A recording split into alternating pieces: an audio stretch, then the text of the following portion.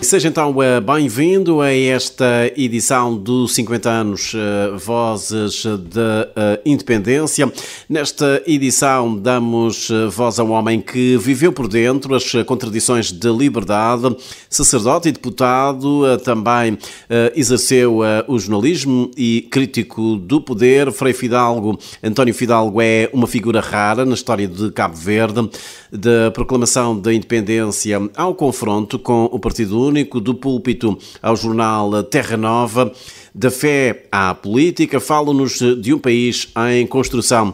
Frei Fidalgo, obrigado pela disponibilidade. O senhor nasceu em Ponta Verde, na Ilha do Fogo, em 1948.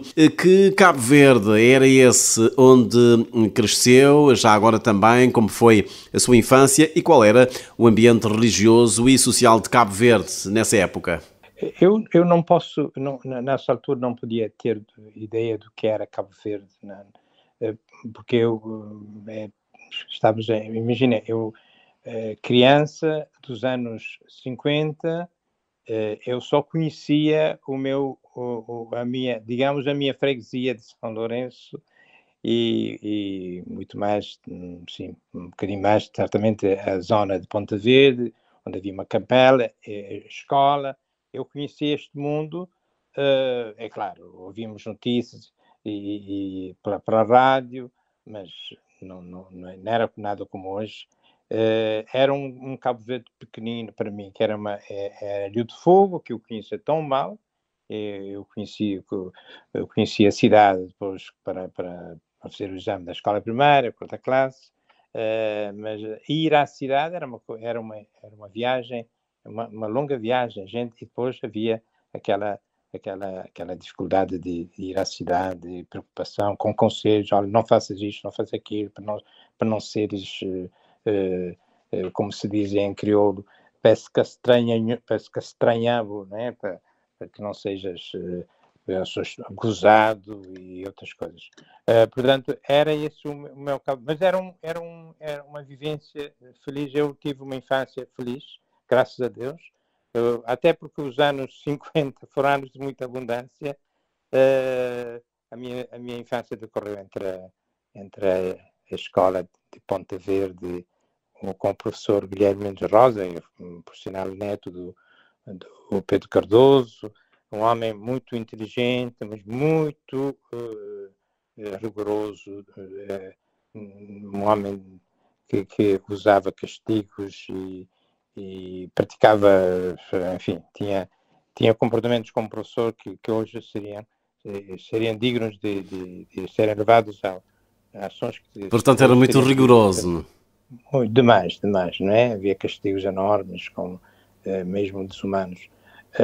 Pronto, mas deixemos isto. Fora isso, eu tinha um terror, nós tínhamos um terror de encontrá-lo pela estrada, a gente procurava desviar-se do caminho para não o encontrar.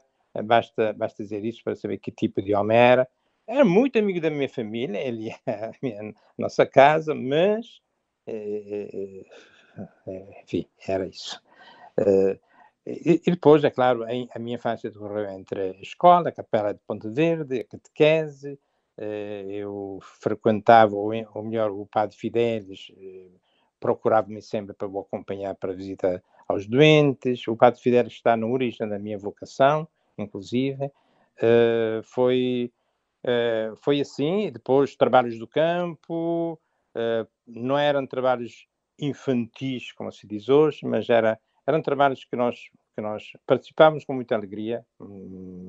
Guardas de sementeira, aquilo eram coisas para que a gente recorda com muito prazer.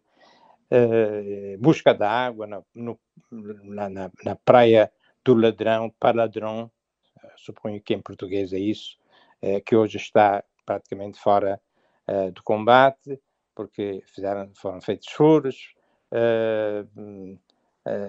E foi assim uma vida pequenina, mas muito de saudosa memória, digamos assim. O senhor entrou para o seminário muito novo, depois seguiu para a Itália. O que é que o levou a seguir esse caminho vocacional? Lembra-se do momento em que sentiu o chamamento? Bom, falou já na sua infância, dessa frequência, da catequese. Quando é que sentiu, de facto, o chamamento? Eu nunca pensei em ser padre, de criança nunca pensei nisso. Às vezes a gente pensa, eu vou ser padre. Eu nunca pensei em ser. Eu conheço pessoas que, frequentando a igreja, sonharam ser padre. Eu não tinha ambições assim tão grandes, né? Digamos assim. Mas às vezes a vocação é despertada por outros, por interpelações. A minha vocação foi fruto de uma interpelação feita por alguém. Eu já me referi ao padre Fidelis Miralho, capuchinho italiano, que me pedia sempre para o acompanhar na visita aos doentes. E foi no regresso, um dia, regressando da casa de uma senhora muito adoentada, que ele me interpelou. Tu não gostarias de ser padre? Bocado gostava de ser padre? E foi daí que tudo começou. Cheguei em casa à noite, à espera do jantar, e disse que o padre Fidel perguntou-me se eu não gostaria de ser padre. Eu, quando falo desta história, sempre recordo o que disse o meu irmão mais novo, um dos meus irmãos mais novos, e perguntou à minha mãe: Mamãe, padre preto tem? E essa pergunta tinha sentido, porque nós nunca tínhamos visto um padre preto. Nunca tínhamos visto isso, só conhecemos os padres brancos. Será que há um padre preto? Há padres pretos também? Nunca ouvimos falar disso. Nunca tínhamos ouvido falar disso. E pronto, mas uma questão superada. E foi assim que eu depois levei a minha resposta ao padre Fidelis. Depois de perceber que os meus familiares não se opunham e, antes, pelo contrário, me encorajaram, eu fui dizer, sim, eu quero ser padre. Fui dizer ao padre Fidelis, e foi assim que depois foi para o seminário de Suzano. Ser padre, para mim, se fosse adulto, se fosse já um jovem, eu diria, eu queria ser padre, quero ser padre, capuchinho com você. Disse eu queria ser padre e enviaram para o seminário. Não havia formação não havia casas de formação para capuchinhos, para padres capuchinhos, só havia o seminário, e os capuchinhos estavam, nessa altura, sobretudo, tinham ido para ajudar a igreja local a construir-se, não é? Havia um seminário, portanto, eles sentiam a necessidade de alimentarem o seminário com vocações. E todas as congregações enviavam, congregações religiosas, não formaram os seus padres para as suas próprias congregações, mas para a igreja diocesana. E então o seminário encheu-se de meninos, porque na altura iam crianças, adolescentes, para o seminário, e infelizmente com muito poucos resultados. Só a partir da década de 90, depois do ano 2000, e coisa que começaram a surgir resultados do seminário. Mas depois a ideia de ser capuchinho surgiu quando foi um amadurecimento que se deu em mim, depois de terminar a parte liceal. Já tinha de amadurecer em mim a ideia de ser capuchinho, tanto ser como os capuchinhos que eu conheci na minha infância. Portanto, ser padre tinha que ser capuchinho, foram eles que eu conheci. E pronto, a história é longa, não vou contar, mas Claro. foi assim que eu fui parar na Itália, não é? Muito bem. Estava precisamente ainda em formação quando aderiu clandestinamente ao PAIGC, porque sentiu que era importante envolver-se nesse processo. Já agora, como é que conciliava naquele tempo o engajamento político com a fé cristã? Bom, essa também foi uma caminhada progressiva, não foi logo chegar à Itália e depois perceber. Não, foi uma coisa que foi crescendo, uma descoberta que eu fui fazendo, porque eu, como já disse em outros momentos, eu levei para a Itália uma mentalidade de colonizado, mas que aceitava a situação. Nós fomos bem doutrinados no sentido de aceitarmos que a situação que havia no nosso tempo era uma boa situação, que não éramos uma colónia, nós éramos uma província portuguesa. Isso entrou muito bem dentro de nós, não tínhamos influências políticas no seminário, mas cheguei à Itália e descobri um mundo novo. É como eu comparo a minha ida para a Itália nessa altura como uma espécie de nave especial que foi enviada assim, e colocada na órbita, mas uma velocidade tremenda, não é? De repente eu me encontrei num mundo totalmente diferente e fui descobrindo que o mundo em que eu vivia era um mundo não regular, não é? Era um mundo errado, que não era aceitável a situação. Afinal, essa situação que eu considerava aceitável não era, afinal, aceitável, que era uma situação errada, e que nós éramos, afinal, éramos colonizados e éramos uma colónia, não éramos uma província, era mesmo uma colónia. Não havia igualdade de direitos entre nós e os portugueses lá em Portugal. Portanto, mas, enfim, depois de influências várias, por exemplo, eu já no noviciado tive a sorte de conviver com um colega moçambicano que já era padre, mas também diocesano, que também quis ser capuchinho, e ele, sim, ele já levou uma mentalidade de jovem padre, descolonizado mentalmente, não é? E a influência dele foi muito forte.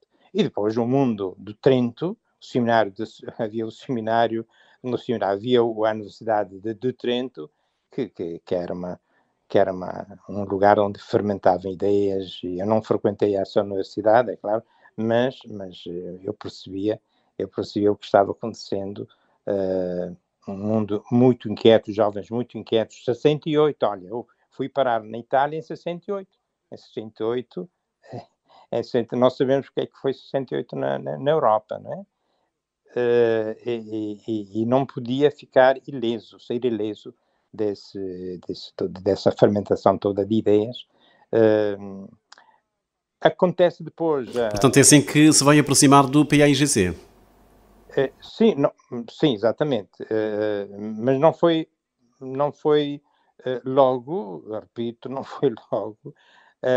Mas imagina, 2 anos depois, se não estou em erro, em 70, 71, quando os líderes do movimento de libertação foram recebidos pelo Papa Paulo VI, eu estava ainda em Trento, já tinha saído do noviciado, estava em Trento, na cidade de Trento, iniciando a teologia.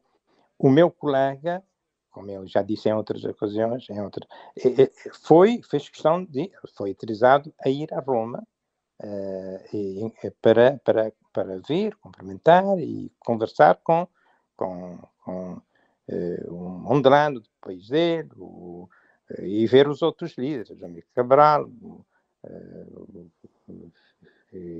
o Marcelino, na altura era o Marcelino dos Santos.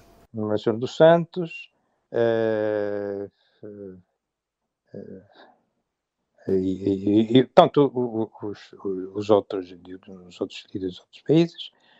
Eu fiz questão de enviar uma carta à Amílcar Cabral, enfim, não me lembro o que eu disse, mas era para manifestar o meu apoio, sabe? E depois eu fui transferido para Turim. Em Turim, então, é que tive realmente contatos muito fortes quer com as associações, os movimentos que apoiavam toda essa causa dos movimentos de libertação, da descolonização. Houve contatos muito mais fortes, inclusive com elementos do PICV, por exemplo, o Corsino Tolentino, eu lembro-me de que eu o acolhi no convento de Monte de Capuchinho, ele foi acolhido nesse convento, e depois tivemos encontros com os imigrantes em Turim. Era uma altura em que essas coisas eram aceitas, não é? Ninguém me questionou acerca desse contacto, ninguém me censurou, ele foi acolhido muito bem, sem nenhum problema. Fizemos encontros em Turim com os imigrantes, como já disse. Durante esses 6 anos que eu passei na Itália, mas eu fui seguindo a minha vida de seminarista, de estudante de teologia, com toda a normalidade, sem atrapalhar nada, sem ficar atrasado nos estudos, porque não, eu juntava essas coisas com toda a serenidade, não havia nenhum problema e não fui, ninguém me chamou a atenção, nem nada. Eu sabia que corria algum perigo porque o cônsul honorário de Turim era do movimento, era do partido, era membro do partido que herdou, que veio do Mussolini, né? Como é que se chamava? Não, neste momento. Portanto, e eu, como ia visitar a empregada dela, que era cabo-verdiana, porque eu reunia as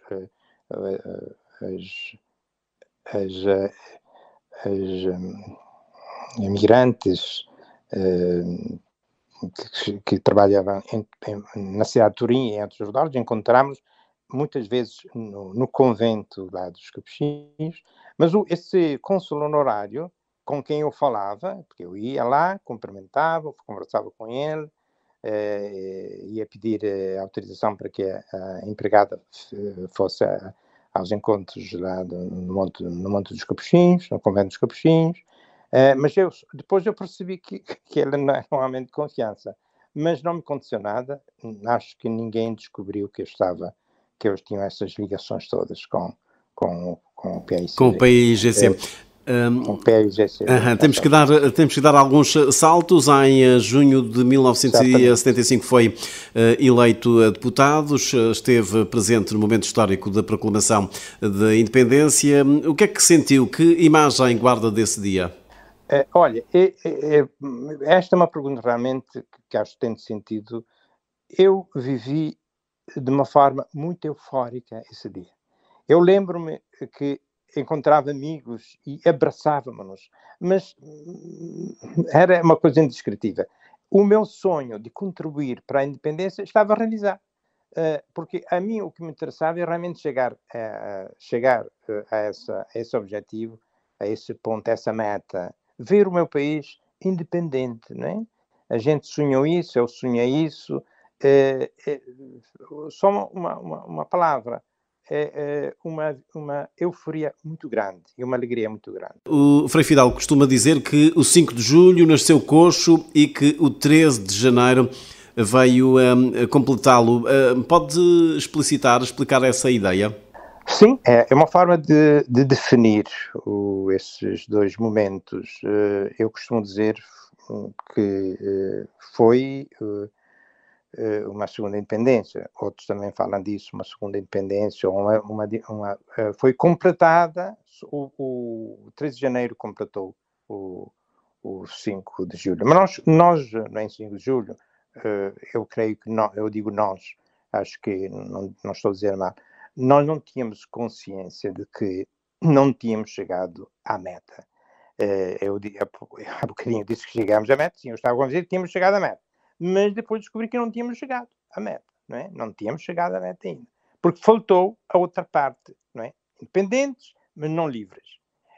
Muita gente diz, dia da liberdade, não, 5 de julho não foi o dia da liberdade, não foi. Tínhamos a ideia de que era, mas não era. O 5 de julho foi um dia da independência em relação a Portugal, mas não em relação a nós próprios. Quer dizer, pouco a pouco fomos descobrindo que não éramos livres, independentes, mas não éramos livres. livre de falar, de expressar, de dizer, de opor-nos, de criticar, livres do medo. A gente tinha receio de falar, porque o outro podia dizer, não sabíamos se estamos a falar com quem, quer dizer, era preciso estar atento. Portanto, faltava isso, mas foi uma consciência que eu pessoalmente fui percebendo isso, aos poucos. O ponto alto desta consciência eu tomei-a no Parlamento quando tinha à frente de mim um projeto de Constituição que amarrava a Constituição a um partido. E logo no início não foi e logo no início não foi a Constituição formal, foi a LOP, a Lei da Organização Política do Estado. Exatamente, sim. Mas tranquilo, né? Tranquilo. Aquilo era para ser ultrapassado logo, não foi? Foi somente em 80, no final. Mas, bom, fomos vendo que, afinal, nós ainda temos um caminho a fazer. Né? E foi um caminho muito, muito duro. Para mim foi muito duro. Foi muito caminho muito duro. Eu senti-me muitas vezes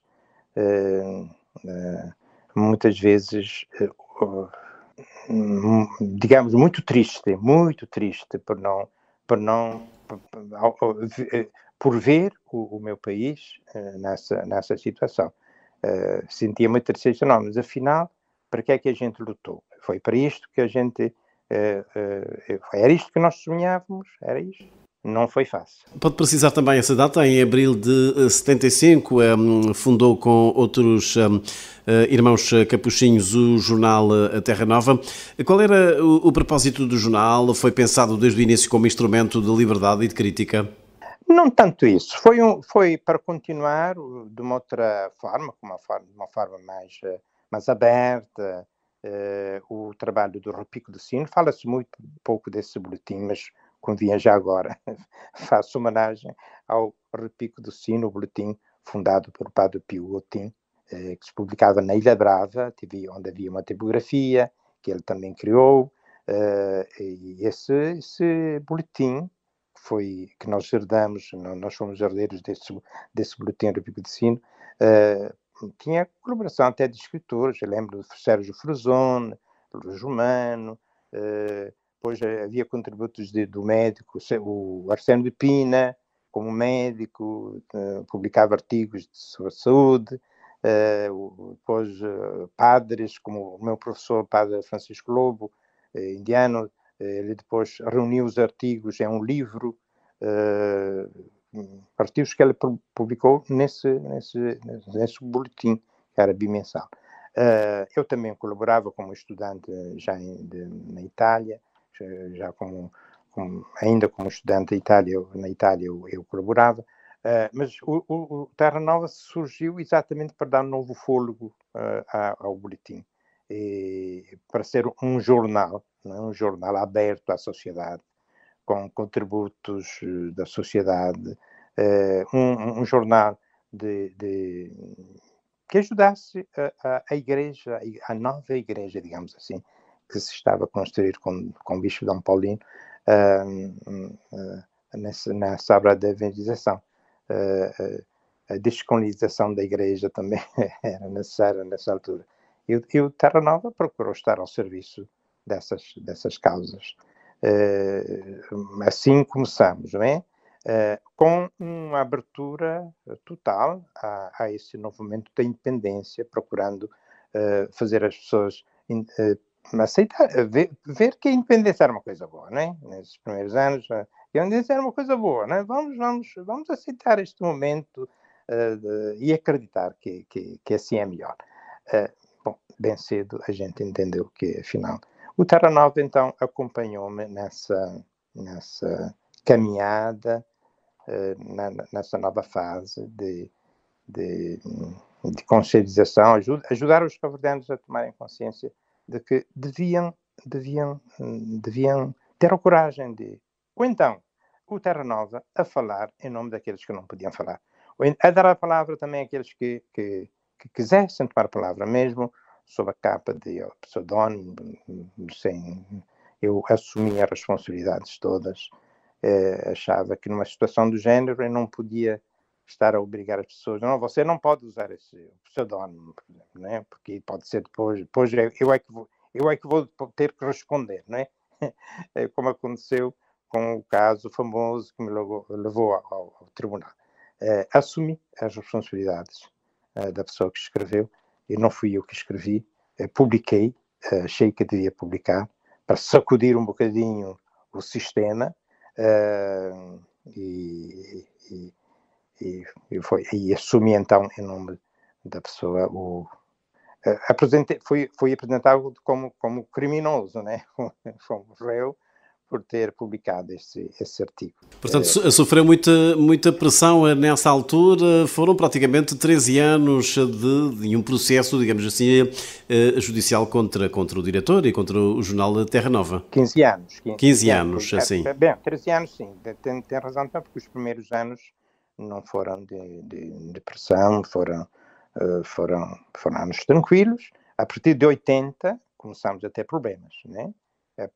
Coisas que nós publicamos que depois provocavam reações. Uma vez fui chamado pelo Presidente da República, Aristides Pereira, chamou-me no gabinete em São Vicente, e quando entrei, sentei-me na sala de visita, estava lá uma encíclica do Papa Paulo VI, ou do Papa João Paulo II, onde falava da necessidade da reforma agrária. Ele falava dos latifúndios no Brasil, né? Referia-se aos latifúndios do Brasil, a necessidade, gente sem terra, gente sem nada, gente que não tem pedaços de terra, e pessoas que tinham latifúndios.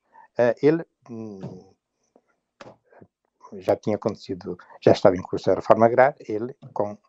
Encontrei lá o livrinho, né? E percebi o motivo, né?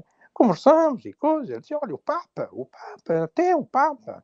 Bom, eu tentei explicar que há situações e situações, né? E Cabo Verde não era Brasil, né? Tanto que a reforma agrária, estas palavras do Papa não se aplicavam a Cabo Verde. Mas não foi uma conversa conversamos de uma forma muito tranquila. Isto esteve ligado à questão da reforma agrária. Percebeu que Terra Nova, poucas coisas que nós escrevemos sobre os acontecimentos de Santo Antão, quase nada, foi suficiente para levar esse homem a ficar preocupado com o jornal. E o jornal, o Terra Nova, era conotado de uma forma pejorativa como o jornalinho da oposição. Jornalismo da oposição, exatamente. Não sei como é que eles... Portanto, quer dizer que eles aceitaram que havia uma oposição em Cabo Verde, né? Como se houvesse uma oposição. O jornal foi visto assim, né? E foi no Parlamento que surgiu essa expressão, depois de 1980, né?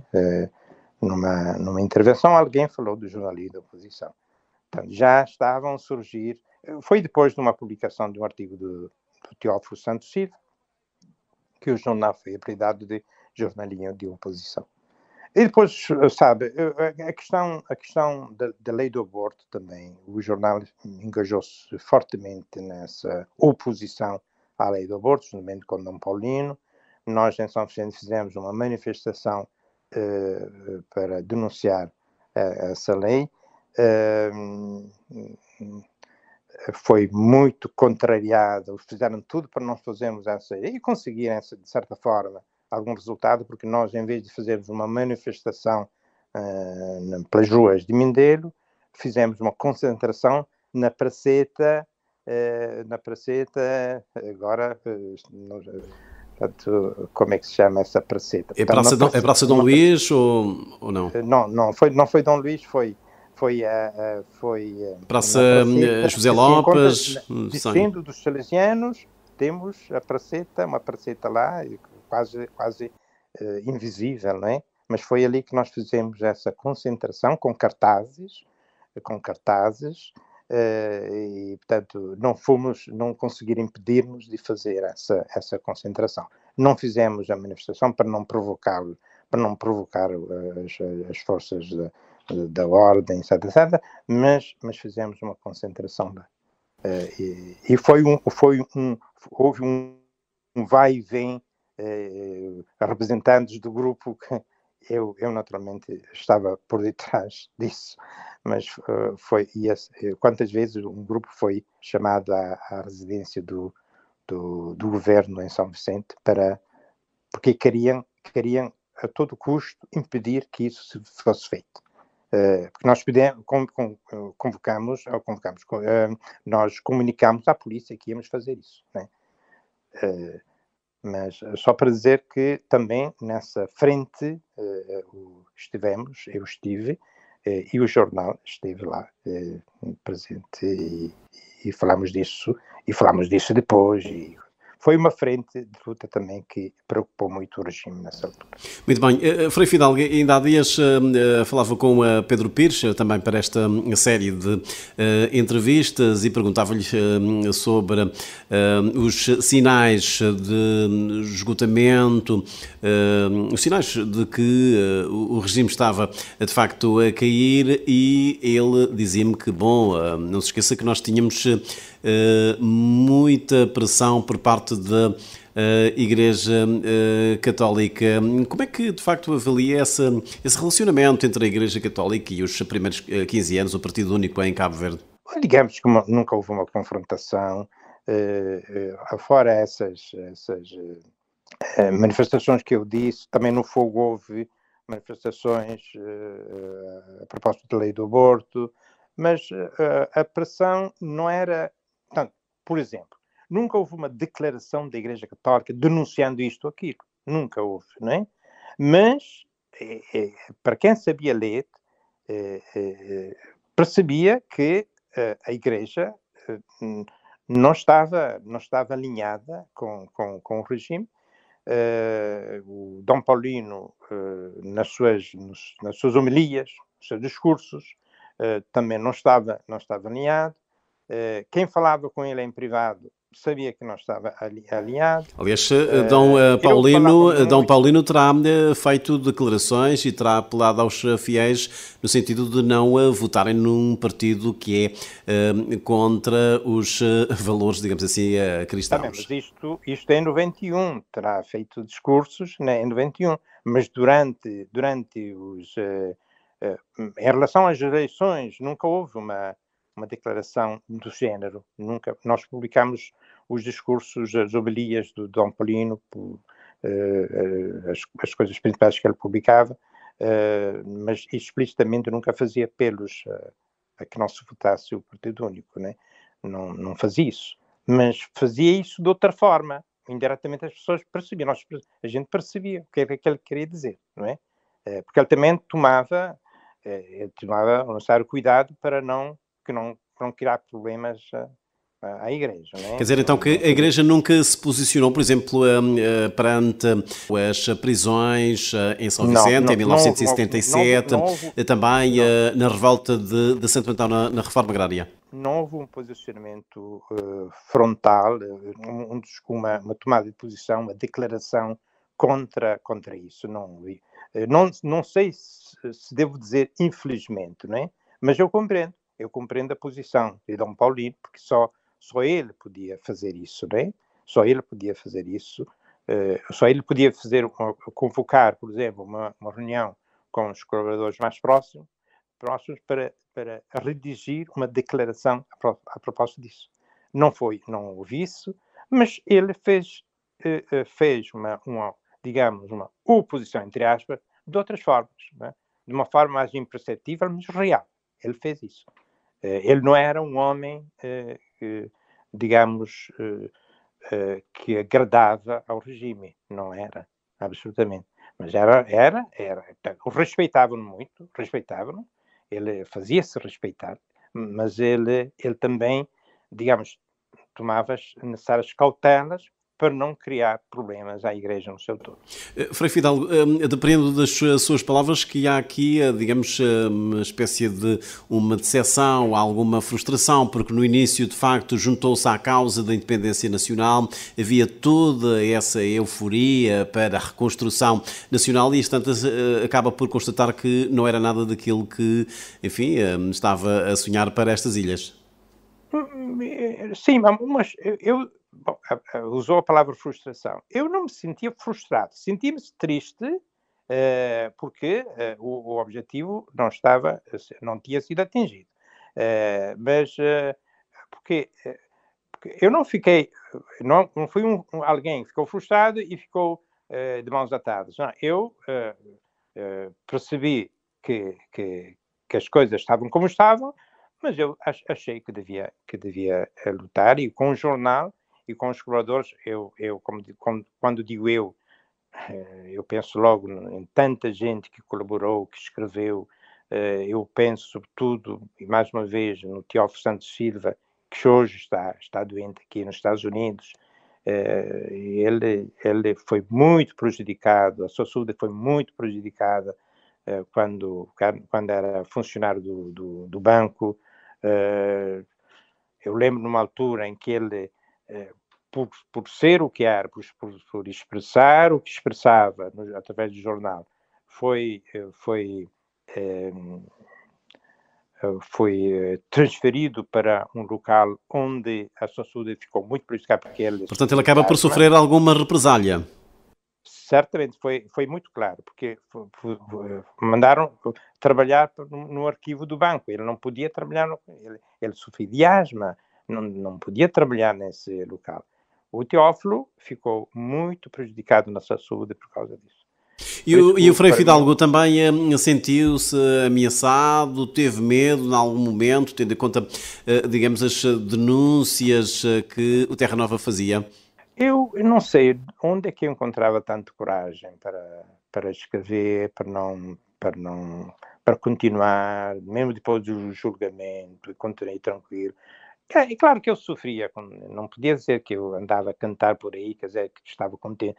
Não, eu sofria. Eu lembro-me que no dia do julgamento, inclusive, por acaso, estava eu sozinho com os aspirantes em casa. O meu colega, o padre Frederico Gerolda, não podia estar em São Vicente naquela altura. Portanto, senti-me, sim, por um lado, assim, muito,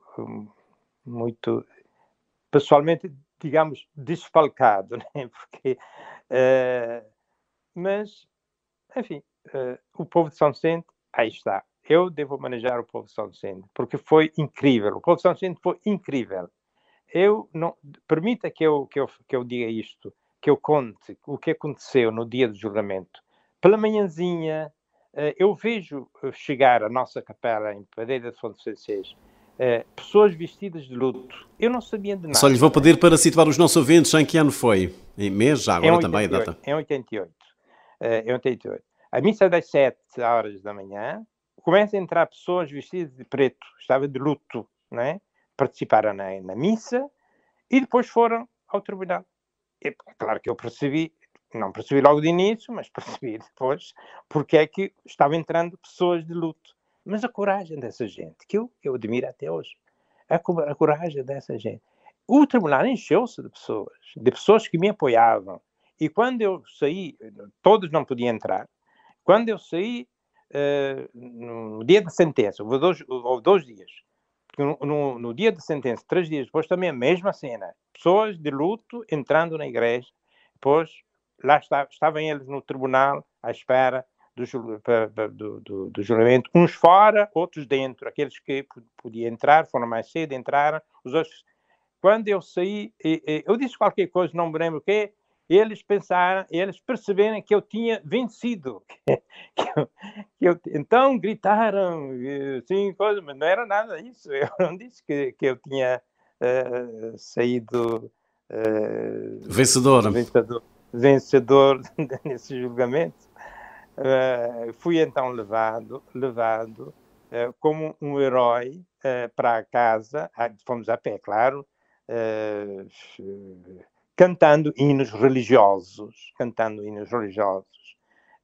porque não queríamos dar a ideia de que não fui eu aí, eu não organizei nada, mas as pessoas que organizaram essa caminhada comigo, levavam à casa, foram eles que pensaram. Vi alguém, vi que alguém estava a fotografar os que estavam, os participantes nessa manifestação, digamos assim. Era da polícia política, que era pessoa conhecida, lá no meio, toda a gente sabia que eram os da polícia política.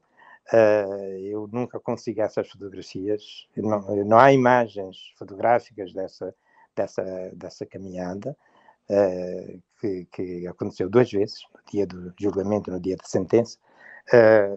Fomos à nossa casa, fomos direitinho à capela, rezamos. Lembro-me que rezamos o Magnificat, que é o canto de Nossa Senhora. A minha alma glorifica o Senhor, porque dispersou os soberbos, destronou os poderosos, etc, etc. Esse canto de Nossa Senhora, que é um cântico revolucionário, entre aspas, né? E que nós usamos para louvar a Deus, embora eu tivesse saído como condenado, pena suspensa. O jornal depois continuou tranquilo. É o que eu queria dizer. A coragem, eu pergunto, de onde me vinha a coragem de continuar, apesar de todas as ameaças? Pena suspensa, quer dizer, o jornal não pode, durante 2 anos, cometer nenhum crime, entre aspas, né? Não podia publicar coisas proibidas, mas o jornal continuou tranquilamente. E o jornal, nesse período, é um jornal domesticado ou pelo contrário? Domesticado? Não percebi. Estou a lhe dizer, tendo em conta que o jornal durante 2 anos não podia publicar, enfim, não podia incorrer já agora numa desobediência. Exato, sim. Dizia assim. O jornal continuou tranquilo, não houve Mas nada. amainou nas críticas ao governo, ao regime? Não, absolutamente. Mas a gente pode dar. Os meus editoriais continuaram com tranquilidade. Eu não recuei, e graças a Deus, 2 anos depois, como dizíamos na primeira página de uma edição, houve esse rombo no casco. Foi quando foi anunciado que a chamada abertura, né? Abertura à abertura. Para mim não foi abertura, foi abertura à abertura. Um sinal de que iria haver uma abertura. Concorda já agora com a... Depois do 13 de janeiro. Muito bem, deixa-me só... Exato, quando houve as eleições. Concorda com José Tomás Veiga quando diz que, enfim, questiona a boa-fé do regime, do PAICV nessa abertura, diz que o que o PAICV queria era religar-se à sociedade para se poder perpetuar no poder. Concorda com essa leitura ou, de facto, houve aqui... Mais do que... foi uma estratégia que quiseram usar para se perpetuar no poder. Por exemplo,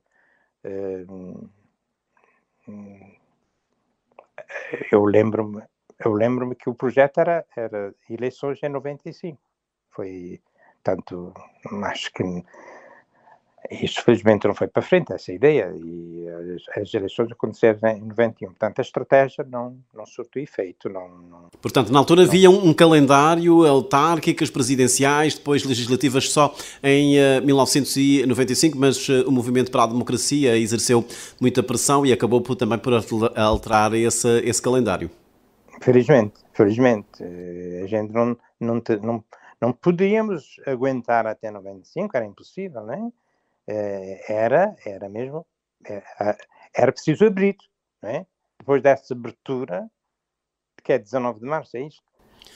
De 90, não me lembro, sim, 90, acho que sim. Sim, Foi nós, poucos dias depois, sim, houve, pouco tempo depois da visita do Papa mas João Paulo lembra-se II, que teve também. houve, bom, para já houve o terceiro congresso do PICV, depois também houve o Conselho Nacional 19 de Fevereiro de 1990, depois muitas alterações também, mais para a frente a queda do artigo 4º, portanto um conjunto Sim, exatamente. de medidas que acabam por Mas de obviar essa abertura.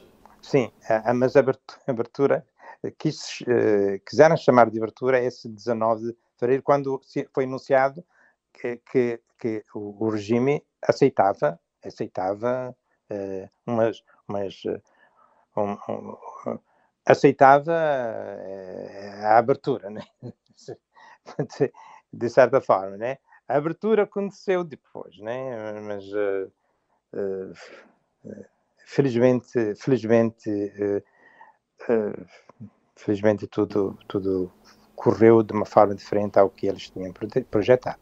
Muito bem. Frei Fidalgo, acha que também a Igreja Católica teve aqui um papel determinante no sentido de consciencializar, de informar e de esclarecer os cabo-verdianos o que é que estava em causa nesse processo de abertura ao multipartidarismo?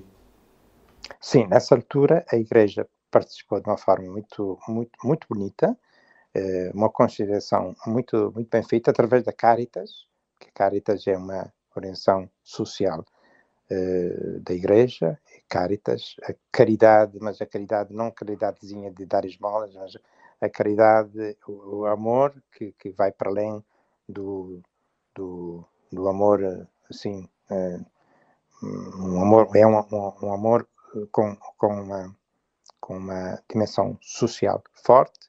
A Caritas publicava opúsculos para consciencializar as pessoas acerca da responsabilidade do cristão, utilizando os textos da Igreja, os textos das encíclicas sociais dos Papas, que serviam exatamente para despertar a consciência dos fiéis no plano no plano social, não é? Todas as encíclicas sociais, desde o Rerum Novarum do Leão XIII, passando depois pelo Papa João XXIII, Paulo VI com Populorum Progressio, com a 80ª Adveniens, todas essas encíclicas ajudaram foi nessas encíclicas que a Cartas ia beber ideias para ajudar os fiéis, os católicos, a terem consciência das suas responsabilidades nesse momento, né? E percebia-se claramente que a Igreja, através destes documentos, queria uma mudança a sério, né? Não havia uma coisa, não era muito explícito, muito claro, mas a consciência de que se devia mudar, né? E isto ficou muito claro. Já agora, Nunca pregando, porém, muito nunca bem. pregando que se devia votar neste ou naquele partido, mas percebia-se claramente que se queria uma mudança a sério, não uma mudança para tudo continuar na mesma, mas uma mudança a sério. Já agora, do seu ponto de vista, o que é que terá contribuído e forçado também a essa mudança? São os ventos de mudança no leste da Europa? É uma pressão interna? É um esgotamento também do próprio regime? Já agora na frente económica, que não avançou muito por causa desse modelo económico, digamos, planificado, estatizado.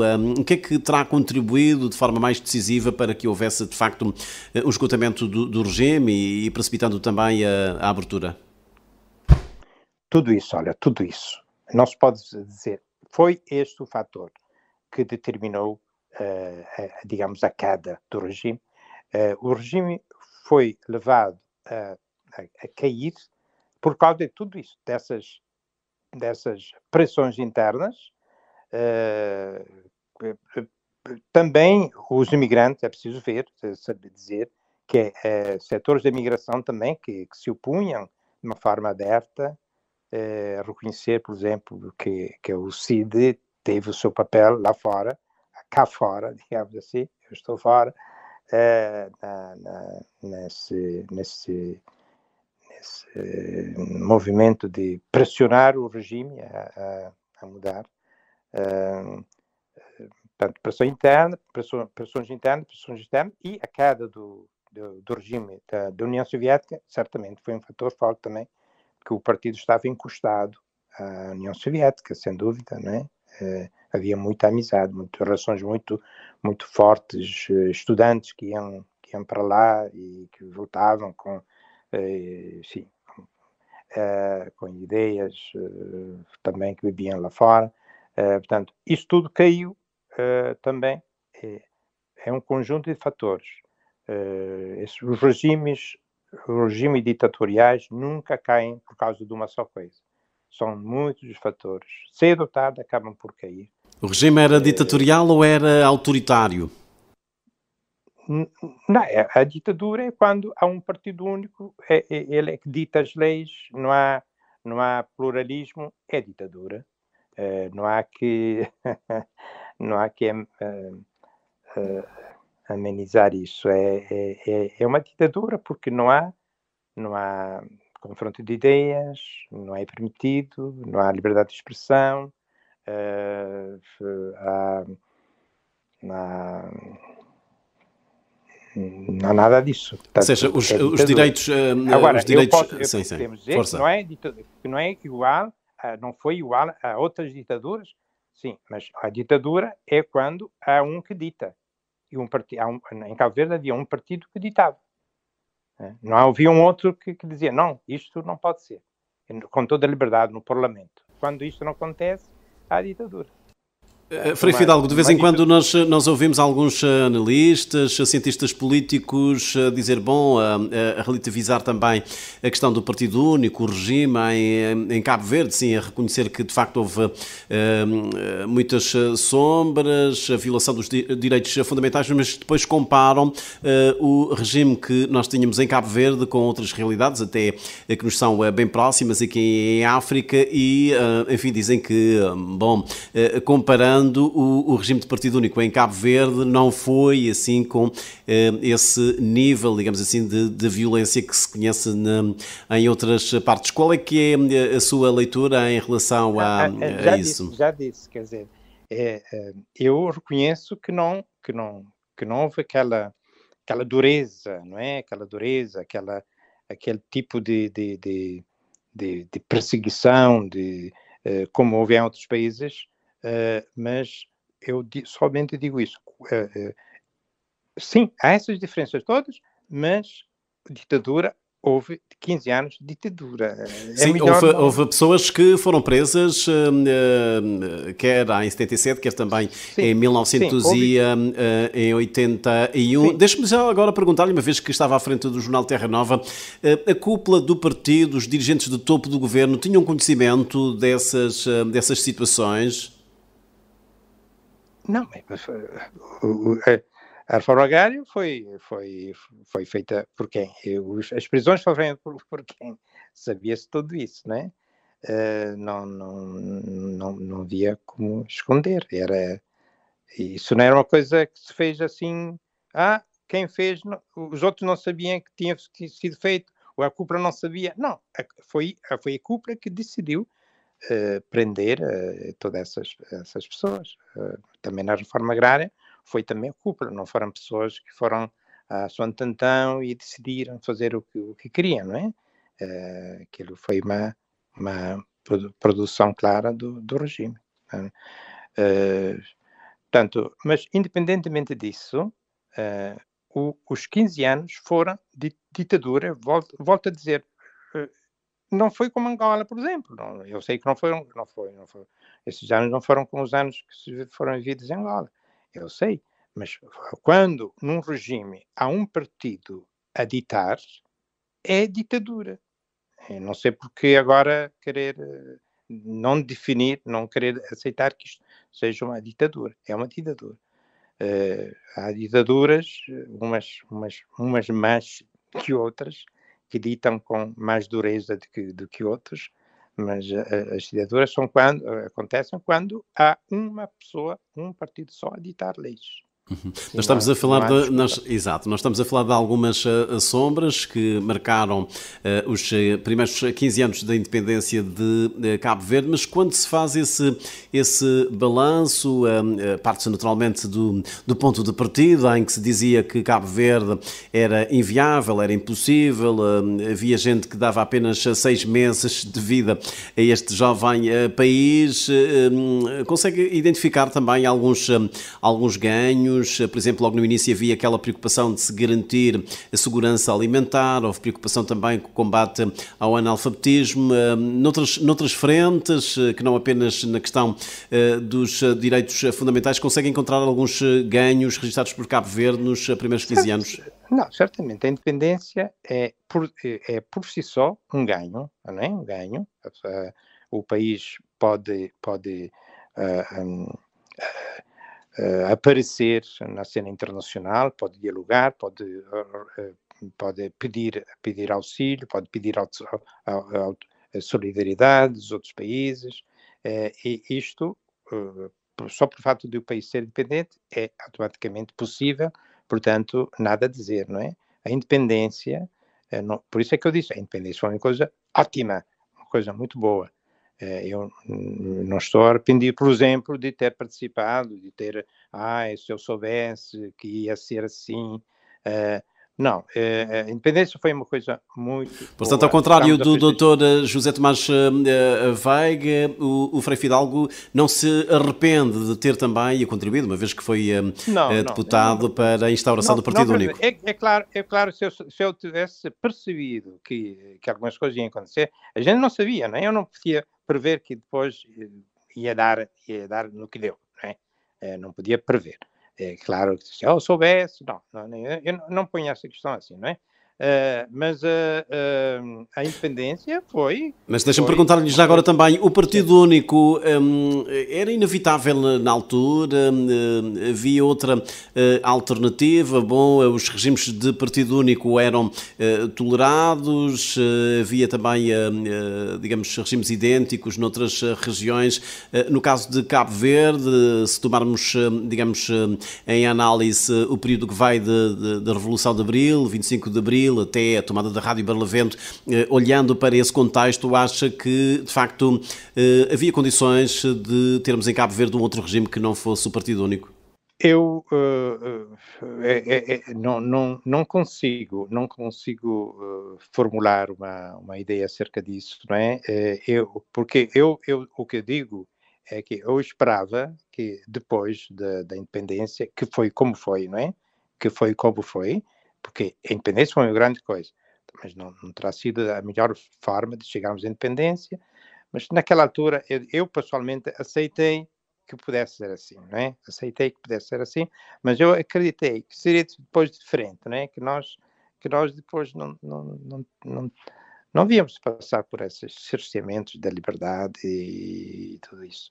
Uh, não,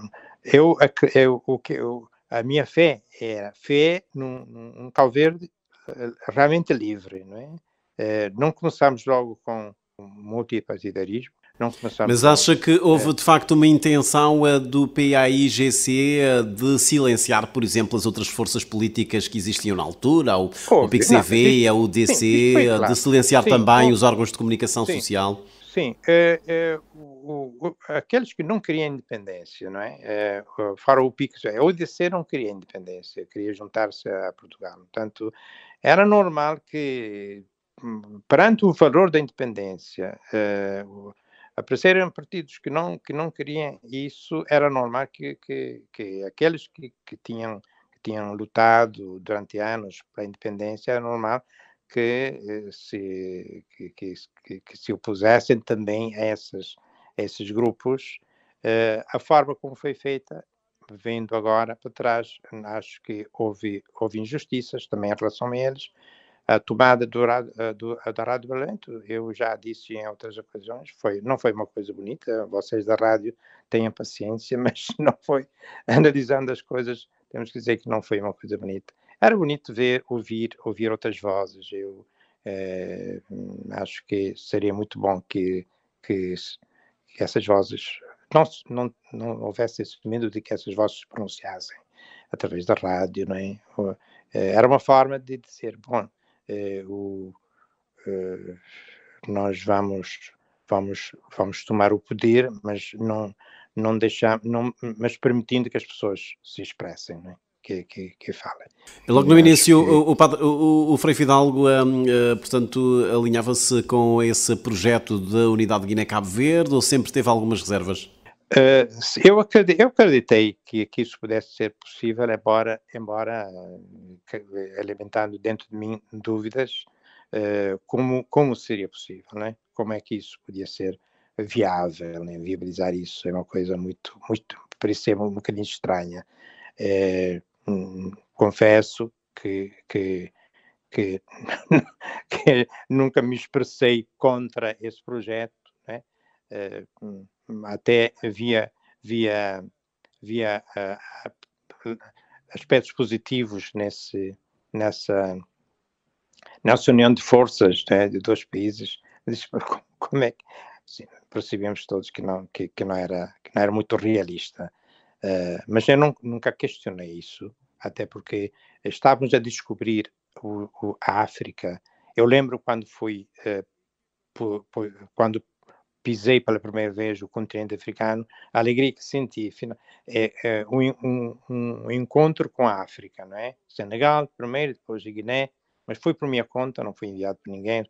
Quis aproveitar uma viagem à Itália, eu regressei via Senegal, via Portugal, via Guiné-Bissau, para poder conhecer, para poder pisar. Portanto, era nesse sentido que eu achava interessante esta junção de dois países, um projeto comum, ao mesmo tempo, vamos ver como é que isto vai ser. Depois deu no que deu, e parecemos todos que estávamos a correr atrás de uma ilusão, perfeita ilusão. Frei Fidalgo, como é que viveu o 13 de janeiro de 1991? Exatamente. Vivi como vivi o 5 de julho. Exatamente isso, né? Com muita tensão no dia do dia 13, com muita tensão. Porque víamos a polícia, essa tal polícia, né? Que ia de um lado, ia para o outro, quer dizer, percebia-se que havia uma pressão no ar, não é? Mas quando eu vi e depois quando eu vi essas filas enormes, não é? Primeiras eleições livres, eu vi essas filas enormes. O que é que vai acontecer? Será que vai dar? Portanto, isto de manhã, toda a tarde, nessa tensão, mas quando eu faço tensão, era mesmo a tensão. Eu, juntamente com o Amarildo Rosário, nós também percorremos várias sedes para ver como é que estavam as coisas. Depois à noite, aquela alegria que eu senti no dia de 5 de julho, eu voltei a senti-la no dia 13 de janeiro. Agora, no dia Portanto, seguinte, deduzo das suas palavras que é um sonho que se torna realidade com um atraso de 15 anos.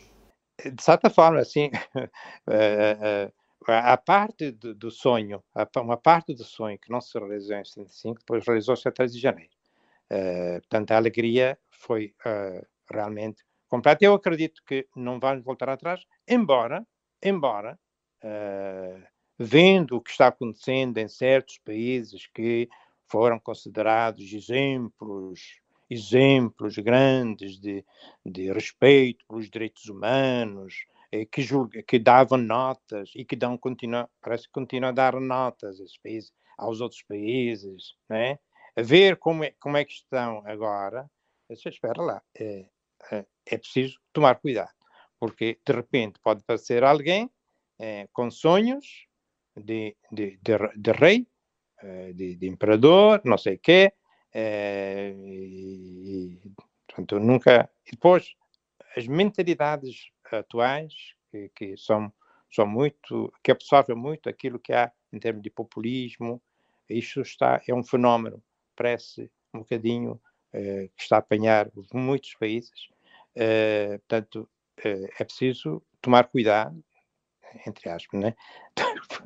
e tentar fazer todo o possível para preservar os valores da democracia, da liberdade, e todos aqueles valores que a gente conquistou. Ficou surpreendido com a vitória do Movimento para a Democracia ou não? Naturalmente estava a acompanhar todas as movimentações, acompanhou também a campanha eleitoral. Carlos Veiga, numa entrevista que deu na altura ao Expresso em Portugal, dizia que a ideia não era ganhar, era pelo menos ter um grupo parlamentar, digamos, que pudesse fazer alguma pressão e bater-se por reformas. Ficou surpreendido com essa vitória, digamos, estrondosa do Movimento para a Democracia? Certamente, fiquei muito surpreendido. Eu nunca acreditei que isso pudesse ser possível. Nunca acreditei nisso. Foi uma coisa que encheu a alma de toda a gente que estava com receio de que não desse, não se conseguisse. E afinal foi uma vitória. Era preciso uma mudança, não é? Era preciso uma mudança. Não era bom que eu digo sem nenhum receio, não era bom que o PSV continuasse no poder. Não era bom para Cabo Verde. Depois o PSV voltou ao poder, isso sim, muito bem. Voltou ao poder em 2000, 2001, muito bem. Mas nessa altura era bom que eles ao convite do povo, né, se retirassem e deixassem um outro. Isso foi salutar por Cabo Verde, que o povo dissesse não, agora temos que eleger uma nova força para governar Cabo Verde. Foi importante isso. Esta vitória foi inesperada, assim grande, assim era, foi uma coisa inesperada. Mas foi tão bom que tenha também havido uma mudança de quem estava no poder. De vez em quando irrompe no espaço público mediático essa questão da necessidade de o Estado pedir desculpas pelos 15 anos, ou pelo menos por algumas situações de violação dos direitos fundamentais dos cabo-verdianos nos primeiros 15 anos de independência. 50 anos depois, os cabo-verdianos estão reconciliados com a sua história, ou de facto há aqui necessidade de um pedido de desculpa formal por parte do Estado? Por parte do Estado, não sei, do Estado, daqueles que governaram ao longo dos 15 anos, talvez, mas é uma coisa que tem que ser uma coisa espontânea, não é? Um debate de partido decide pedir desculpas por aquilo que de mau aconteceu. Deixar que isso aconteça de uma forma espontânea, não pressionar para que se faça isso, porque pressionando, eles nunca vão fazer isso. Mas se o fizessem de sua livre vontade, decidem reconhecer, porque eu já ouvi, numa altura qualquer, ouvi numa entrevista, num debate, ouvi alguém dizer nesse debate, não houve tortura, não houve perseguição, não houve. E, portanto, se é assim, se é nessa linha que vamos, eu fico com muita pena, não é? Muita pena. Se as pessoas continuam a pensar assim, acho que não se vai pedir desculpas nenhumas, mas seria tão bom que a história fosse aceita no seu todo, que todos reconheçam os próprios erros, todos nós reconheçamos os nossos erros, e haja um pedido, seria muito bom, mas que seja espontâneo, repito, espontâneo, livremente. Muito bem. Já estamos a aproximar-nos do final desta conversa. O Terra Nova foi e continua a ser um jornal importante. Quem quiser conhecer a história contemporânea de Cabo Verde, forçosamente tem que compulsar, digamos, as várias edições do Terra Nova. Há algum projeto para compilação, digamos, das edições mais importantes para que o acervo não fique apenas enfim, num canto esconso de algum arquivo aqui em Cabo Verde? Não posso dizer. Não estou mais à frente do jornal. Quem está é o Frei Gisson, Fred, Barros, que por acaso é também o superior atual dos Capuchinhos. Vamos ter a visita dele nos próximos dias, também como provisório de Turim, mas é uma coisa que ele não, acho que ele quer fazer alguma coisa, quer, não sei se editar Seria um contributo importante, sobretudo agora sim, nestes sim. 50 anos da independência de Cabo Verde. Sim, eu acho que ele quer fazer alguma coisa, mas enfim, com muito trabalho que tem, não sei se vai conseguir, não é? Mas ele quer fazer alguma coisa. Eu, por mim, não faria nada, não é? Com Terra Nova, eu não sou, né? Não vou nunca nessa linha de me projetar através de edições daquilo. Não é? Eu dou entrevistas quando me pedem, não é que eu dei muitas entrevistas, mas assim, não fujo. Normalmente não fujo às entrevistas. Tento contar aquilo que se passou comigo, mas eu não gosto. Por exemplo, as pessoas que me dizem, mas quando é que você vai publicar os seus editoriais, etc, etc. Se é por mim, nunca mais vão ser publicados. Não faça isso, não Depender faça de mim, isso. não, não, se depender de mim, eu não vou publicar nada. Não é do meu feitio. Agora, se outros quiserem fazer, esteja com ele, né? Não gosto muito, é a minha maneira de ser. Muito bem, só para terminarmos, quando olha para estes 50 anos da independência de Cabo Verde, o que é que acha que devíamos ter feito, não fizemos, em termos de reformas? O que é que acha que deve ser prioridade para, bom, não vamos falar em próximos 50 anos, mas pelo menos na próxima década, o que é inadiável que Cabo Verde deve fazer? Esta é a questão mais difícil, não é? Dizer o que se deve fazer, para mim, não é fácil, não é? Para já, estando fora, torna-se um Mas pouquinho em mais instantes já estava a difícil falar na ainda. necessidade de Mas, se qualificar a mas democracia. não, eu só digo que seja preservado, que a democracia seja preservada, que se faça tudo para se preservar a democracia, que se faça tudo para que todos tenham pão de cada dia, que se faça tudo para que os problemas mais imediatos, reais, concretos, né? Por exemplo, neste momento, os transportes sejam resolvidos. Acredito que se vai fazer, porque Cabo Verde não pode, deve dar prioridade absoluta aos transportes, sendo um arquipélago, transportes internos, transportes externos, porque é um país de imigração. Felizmente há outras companhias, mas a gente quer também ter, por exemplo, aqui na América, ter este problema resolvido, a linha Boston-Praia, resolver isso, tanto transportes, se calhar neste momento é o problema, aquilo que mais se ouve falar aqui é transportes, transporte. Tem que ser, o Cabo Verde tem que brilhar a nível de nível de transporte. Vai ser um grande desafio, compreendo, grande desafio, mas próximos anos Cabo Verde tem que resolver. Olha, sempre haverá problemas. Basta dizer que aqui nos Estados Unidos, quantas vezes os voos são cancelados e quantas alterações de voos a gente disse, olha, nós em Cabo Verde, quando brigamos tanto, mas aqui, afinal aqui acontece. Mas não vamos ver para essas coisas, é importante resolver. Os nossos problemas são talvez mais gritantes do que os que aqui nós temos aqui nos Estados Unidos. Portanto, transporte, se resolvermos os problemas de transporte, acho que os cabo-verdianos vão dar muitas palmas a quem resolver isso. Uhum. E como é que E olha depois para... é Sim, sim, claro, claro. tudo aquilo que eu como padre, não é? Eu acho que Cabo Verde que deve preservar as suas raízes cristãs. Eu acho que isto não depende do governo, é claro, não é? O governo só terá que respeitar, não é? Mas isto depende. Eu desejo que eu formulo, não é?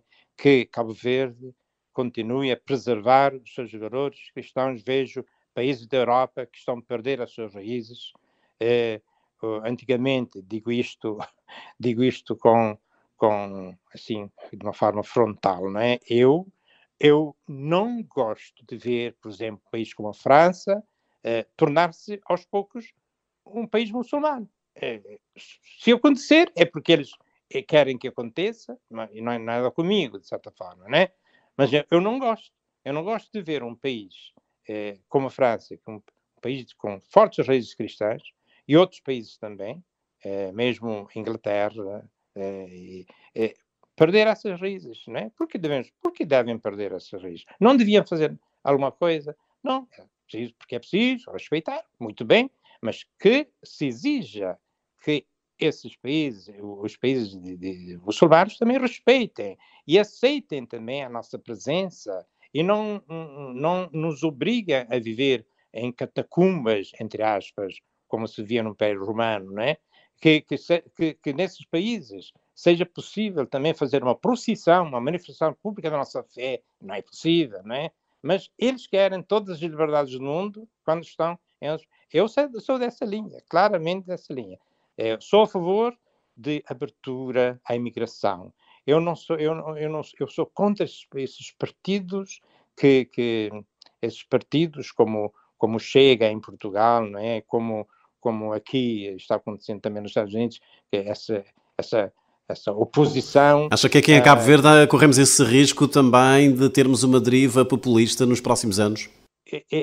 É disso que eu não disse claramente, mas é isto que eu estou a temer, não é? É isto que eu estou a temer. Mas eu agora estava a falar de outras coisas, mas também nessa linha, para preservar a democracia é combater também contra o populismo. A doutrina social da Igreja é contra o populismo. E os papas têm se expressado também em relação, mesmo o Papa Leão XIV já fez referência a isso, né? O populismo não é bom para nenhuma sociedade. O povo é importante, mas o populismo não. O povo é importante que o povo se expresse, que participe, que contribua, não é? Mas o populismo é outra coisa já. Mas o Frei Fidalgo sabe que os últimos estudos, nomeadamente da Afrosondagem, têm demonstrado que a confiança dos cabo-verdianos nas instituições tem vindo a diminuir. Isso não é bom. Isso não é bom. Se a sondagem é fiável, se realmente é assim, não é bom. Não é bom. Isto quer dizer, é um desafio. A sondagem se faz se realmente, mesmo que não seja verdade, os governos, as instituições todas, mesmo as instituições religiosas, devem fazer tudo possível para melhorar essa percepção que as pessoas, no seu todo, no geral, têm a respeito das mesmas instituições, né? Não é bom.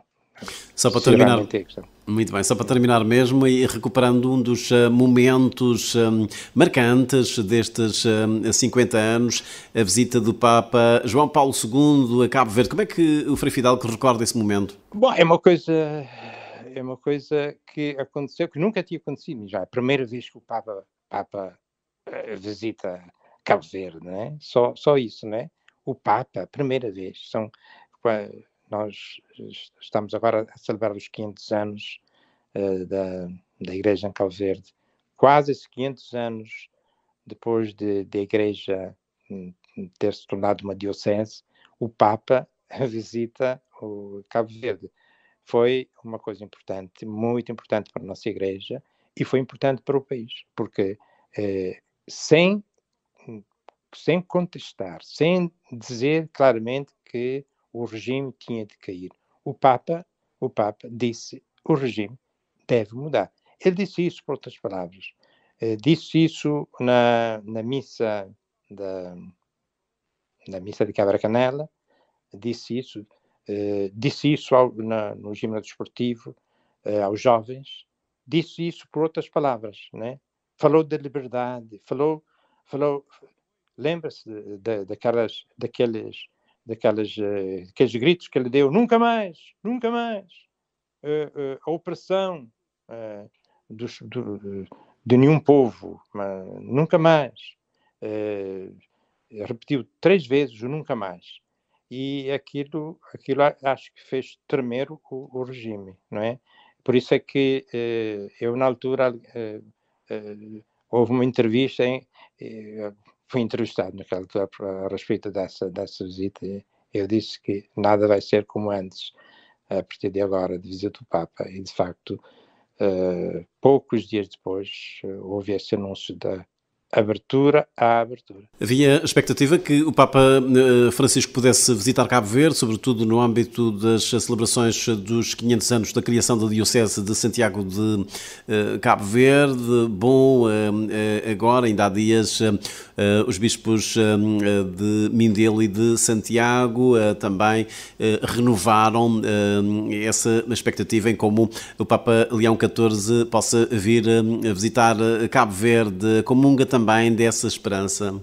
Eu espero que aconteça.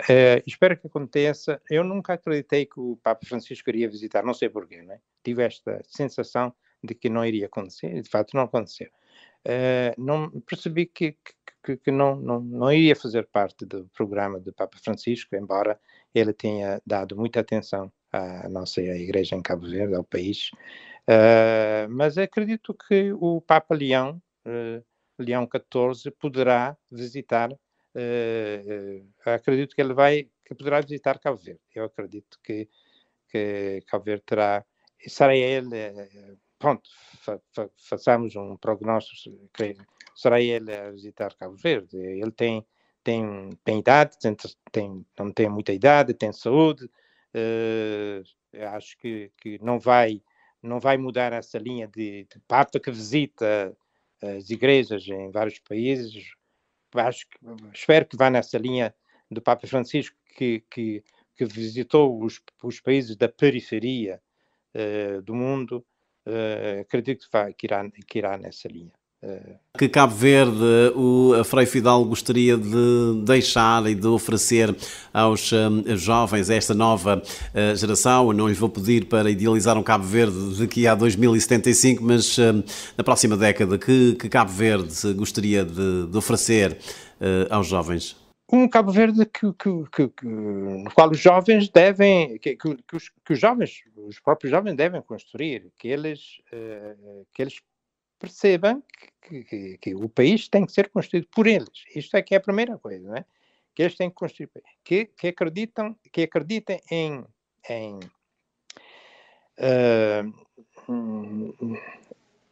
em compromissos de longa duração. A geração atual, parece-me, é a percepção que eu tenho, que muitos têm, de que a geração atual não acredita em compromissos de longo prazo, de longa duração. O para sempre hoje está em crise, não é?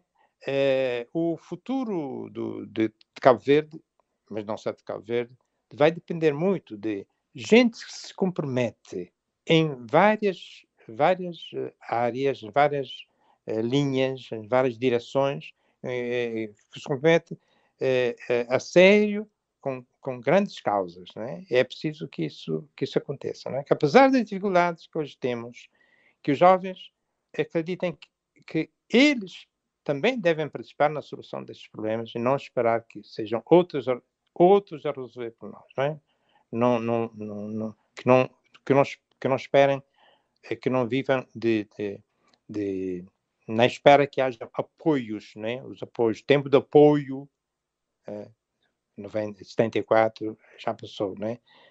Até apoio, mas pronto, hoje ninguém também fala disso, né? Mas que ninguém se queixa de falta de apoio, né? Mas que se lute para que esses apoios, não se, quer dizer, no sentido que ninguém fica a lamentar o fato, mas lute para que aquilo a que se tem direito aconteça, né? É isso que eu espero, pensando nos jovens, porque são eles que vão estar à frente do Cabo Verde de amanhã. Sim, senhor. Muito obrigado, então, a Frei Fidal, por este brilhante contributo aqui à Rádio de Cabo Verde, neste exercício que é de memória, mas também de reflexão crítica sobre este Cabo Verde, envolvidos 50 anos de independência. Muito obrigado por ter estado connosco. Obrigado, eu, e